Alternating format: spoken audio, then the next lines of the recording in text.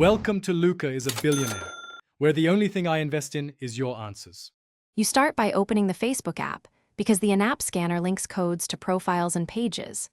Once done, make sure you're logged into the account you want to use and that camera permission is enabled in your phone settings. Next, open the app and tap the search bar or the profile/menu icon to locate the QR scanner. This gets you straight to the tool that decodes Facebook QR codes and avoids using third-party scanners that won't link to Facebook features. You now access the scanner inside Facebook. Tap the QR code scanner option you found. When the camera prompt appears, grant live access because a static image or screenshot often won't generate the same deep link.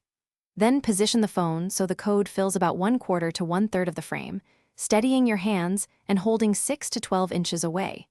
This ensures the app can read the pattern quickly and follow the embedded link to a profile, page, or content. You should see a prompt after the scanner decodes the code.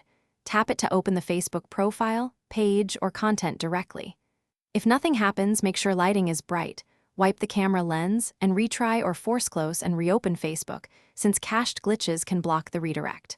Finally, once the link opens, use share, follow, or save to take action. This sequence ensures you both access the right destination and handle common failures without leaving the app. Thanks for watching and please subscribe. It's the best investment you'll ever make.